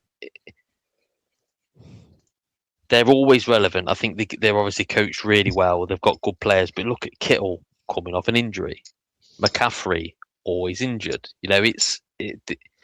you can't keep loading the same players up and expecting like to have real positive results. You know, Debo Samuel, fat, older player. Yeah. They're turning into the Windsocks, and I think that it's going to start to show. It absolutely could. And all I can say is that I hope that you guys are right, because being in that division is not good for my blood pressure, not good for my heart, and I hope that the Niners do regress. I just think that they are getting pieces back that if they had last year, could have made all the difference in a lot of games. So I guess we'll see. Right, we're nearly done. 2 more left. We are going to finish with the reigning Super Bowl champions. So let's go to the Rams and probably talk about the most exciting team in football. Dave, the Rams, LA, Sean McVay, now Puka Nacua, Devontae Adams, Matt Stafford, Myles Garrett, and potentially Aaron Donald. Potentially. What is going on with the Rams? What do you feel about the Rams football? Where do they sit in this division? How exciting is it to be a Rams fan right now? Yeah, it's an embarrassment of riches, isn't it? You know, they've got the reigning record-holding sack go-getter, and they're going to pair him with the man who was triple-teamed, double-teamed on basically every snap he's ever played, Aaron Donald. Their secondary is now unbelievable. Is Devontae still there? Devontae Adams is still there. Yeah. So they've still got Puka, Devontae. Yeah. He had like 16 touchdowns last year. Puka, Kyron Williams. They've got an unbelievable team, and I think they're probably, if you had a power rankings of, I mean, this isn't new to anybody. If they've got power rankings, the Rams are going to be sat number 1, and I think they're probably clearly sat at number 1 with a sizable gap, I would say, between 1 and 2. They've got great players at every position. You know, they've got an MVP, Hall of Famer at quarterback, great running back, great wide receivers. He can use his tight ends well. They're going to be a real problem. They're probably, since I've been watching football, this is probably the best team that's been there. It's been put out there. You know, the scary thing about the Rams is it translates on paper as well, because you can put a bunch of names together, but they've got McVay who makes it work and makes it tick. Yeah, the coaching actually gets them going, which is crazy. Yeah, the coaching is so good. It is so good. All the names you just listed there, Dave, are exactly right. And Stafford's such a vet that he doesn't need that much time in the pocket, because he'll get rid of the ball, he'll get the ball out, he'll put it exactly where he needs to, or he'll like get rid of it. He doesn't take many sacks because he's old and he's wise. But then, yeah, I don't know. I honestly don't know. This team, like you say, I don't disagree. This is by far the best roster in the NFL right now. It might be the best team we've seen in a very long time, you know, in terms of player for player. They took Trent McDuffie from the Chiefs really early in the offseason, and that was like a whoa. You know, they gave a first-round pick for him. It was like, whoa, the Rams have gone and got their lockdown corner. This could be the game changer. This could be the difference. And then they just casually added Myles Garrett. And it's like, that's disgusting. It's an abomination. It shouldn't be allowed, yet it's allowed. And I'm sat there as a Hawks fan, obviously going, holy hell, it's a good job we won last year, because I'm a realist. I understand what's happening. They've got Kobe Turner, Byron Young, Brandon Fisk, and now Myles Garrett, Nate Landman, Jalen Watson, Cam Curl, Cam Kitchens, Trent McDuffie, and Quinton Lake. It's horrible. And their offense cannot be stopped. The issue last year was, you knew the Rams were going to score. It was, can you score on them? That was the issue. You knew the Rams were going to score. 17 touchdowns for Devontae Adams, or 16 or whatever it was. Puka Nacua nearly led the league in receiving yards had it not been for a monster season by JSN and Matt Stafford just doing bits. It's disgusting. Let's just talk about the massive elephant in the room. If Aaron Donald comes back. So let's say he does. All compasses are pointing towards him coming back. The trends are there. Just obviously finish it off, Dave. But you finish it off. What happens if Aaron Donald comes back and he plays for the Rams for even for half the season? Sam Darnold is going to have a gaping bumhole. Is what's going to happen, because you cannot block. You can't double team them both. So let's be generous and say Myles Garrett is currently better than. Well, it's not even being generous, is it? That's probably a fact. Myles Garrett is better than Aaron Donald right now, because Donald's been sat out. But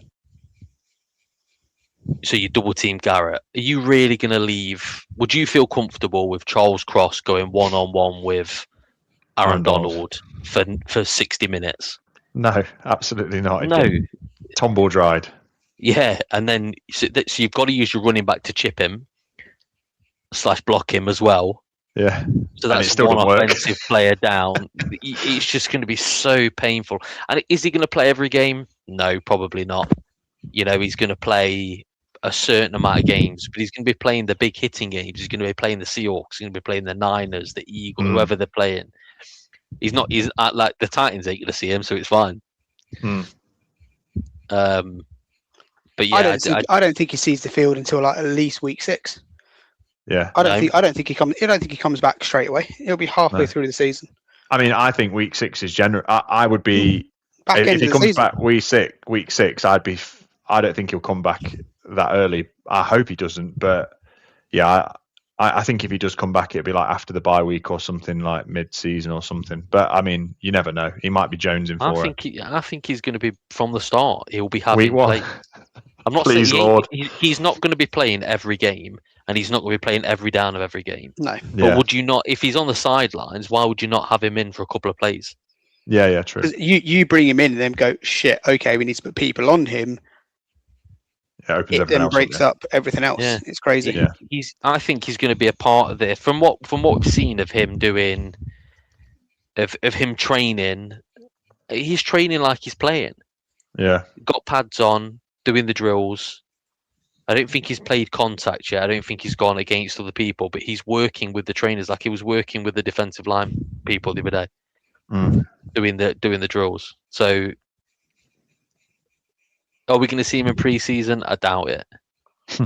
But is he going to be probably in the first 5 weeks? I think he'll be on the field.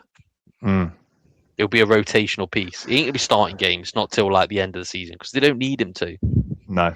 And they really don't. And that is the funny thing, is that even without him, they're the strongest team in the NFL, probably. And with him, it just takes them to like beyond another level. It's almost like becomes almost like a Madden Ultimate Team at that point. So there's not many people you would actually put into that team if you're on Madden. No, they've got everything everywhere. That is 100% true. Like everything everywhere. So that's the Rams. I'm not going to put them at the top of the division because I'm remaining hopeful that even if they are the better team, that we can maybe find a way to beat them. And that's my hope. That's delusional. Yeah, I mean, I'll take the delusion. I'm not going to bet against my team, but I would not be surprised at all if the Rams are lifting the Lombardi Trophy at the end of the year. I actually think it's more than likely. So let's finish. Seattle Seahawks. I want to hear your guys' opinion before mine. So trust me, you don't. Is that right? Well, then, in which case, we'll start with Cam. So Seattle Seahawks playing out of Lumen Field. Mike McDonald, defensive play caller and head coach, coming off a phenomenal season. It can't be debated that it wasn't a phenomenal season. They won the Super Bowl. They finished with 14 wins and did everything they needed to do. Took care of business in the off-season, took care of business in the regular season and the playoffs, and hoisted the Lombardi quite comfortably, I might add. And now we're into year 2 of the Sam Darnold dynasty. What's going to happen? If you can get anywhere near those levels again, on your defense was amazing. For me, what I would say, it just didn't look like you were challenged at any point throughout that season, especially the playoffs were fucking boring as shit. That Super Bowl for me was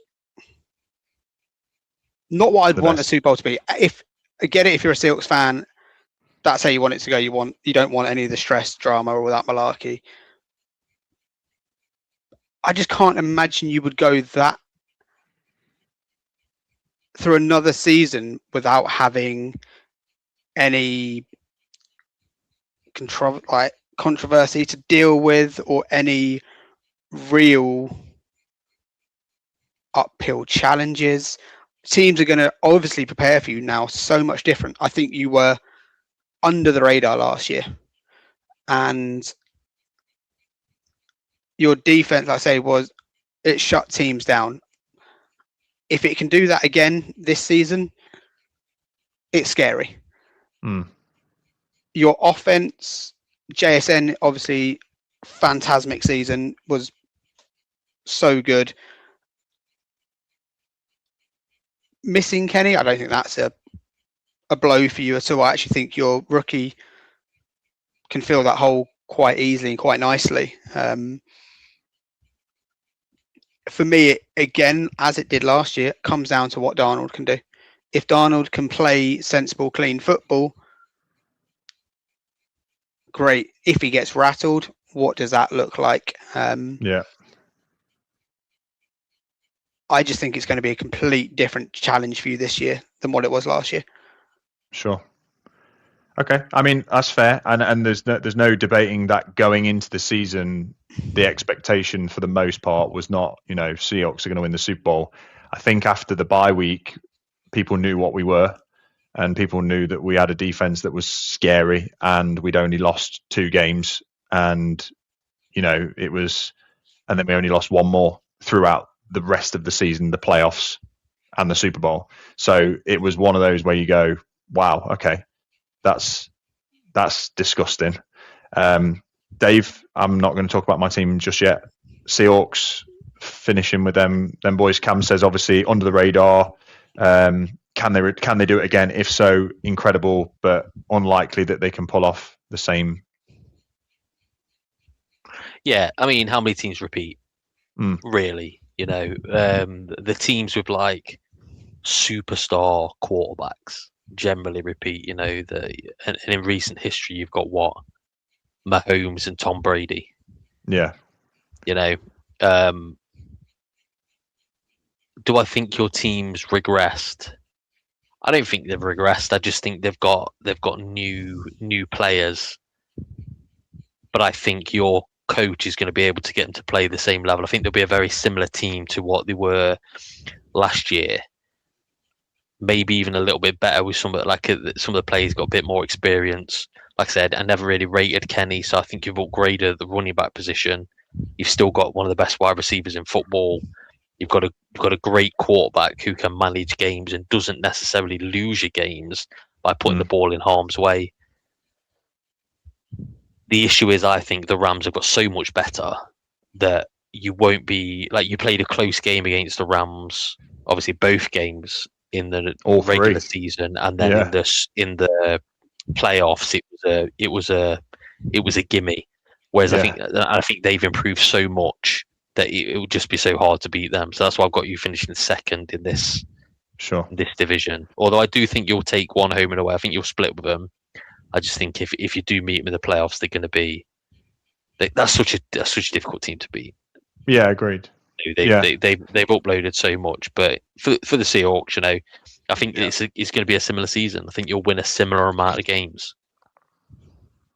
I mean, I'll take it if that is the case. Obviously, I'd love to say that we were vying for another Super Bowl, and we absolutely are. There's no reason why not. Expectations are there, standards are there.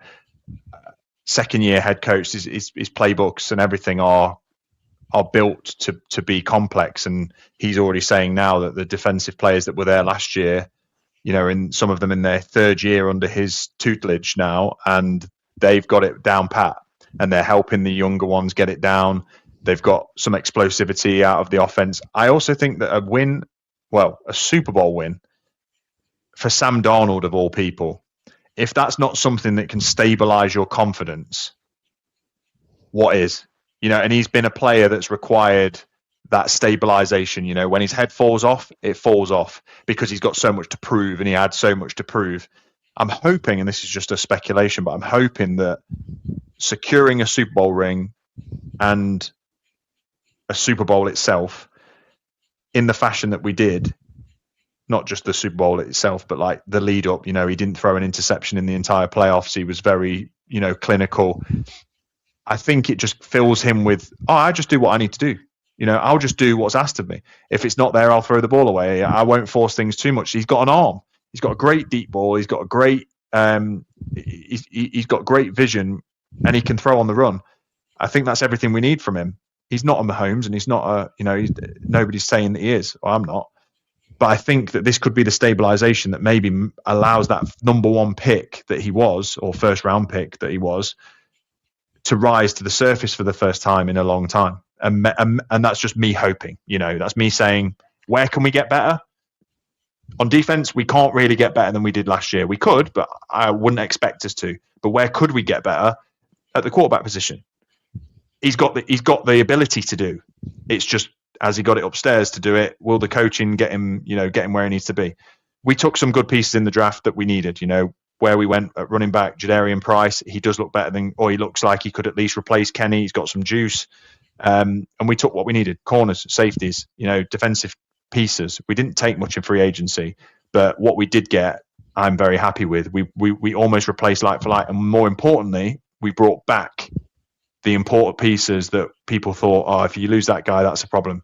Rashid Shaheed, full off season, kick returner, more active in the wide receiver room this year than he was in the off season. Those types of things. Nick Emanwari, I'm so excited to see in like second year. Like, can he be more than what he was last year? And if he can, then that's that would be massive. And that's it. I'm going to say, obviously, hopefully, the Seahawks will take it, but that's because I want them to. As you said, Dave, defeating the Rams, it's going to be the hardest task in football. Yeah, they could run the table. They're the most likely team, I think, to go undefeated. I don't think they will, because I think it's very, very, very difficult to go undefeated.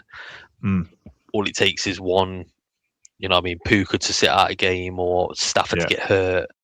Yeah, you've got to be so lucky to go injury free throughout the season, and one of your big hitters not get injured. It's so difficult. But if they're healthy, I think if there's a team to do it, it's probably your team. You've seen them the most out of all the other good teams. And you only have to be lucky once, You can lose both times in the regular season. You only have to be lucky in the playoffs once. Yeah. Per game. For sure. And that's it. Yeah. Listeners, thank you very much. That was our, I want to call it Division Dive rapid attempt, but it turns out to not have been too rapid. But we've got through it fairly quickly, and we've waited to talk about football for a long while. This is the gateway before the season starts. We do have one more episode to come your way before week 1 of the NFL season, and it will be our rapid division dives in the AFC, where we'll get to talk about Dave's Tennessee Titans, amongst many others. Josh Allen's Mahomes, Josh Allen's Bills, Mahomes' Chiefs, etc. But for now, I don't know. I've got the football buzz a little bit. You guys feeling it? You got that little tickle? Yeah, I'm jonesing for it. I'm so ready for it now. Yeah, we're getting there. And Cam, he's locking back in slowly. That door is. He's We'll say slowly. Yeah. He's putting the latch across to lock back in. But no, good stuff. Appreciate you joining, guys. Listeners, please subscribe, share with family and friends, football-loving peeps. At In The Endzone UK on Instagram, all over social media. Send it out to those who are getting into football in the UK, want to start watching some football. We are going to be back within the week for Division Dives AFC. But for now, thanks for listening. Football is life. Peace. Ta-ta. Catch me balling like I'm in the end zone. I got my homies in the no new friend zone. You know, making plays that land us in the end zone. Coming in clutch, you can catch me in the end zone. End zone.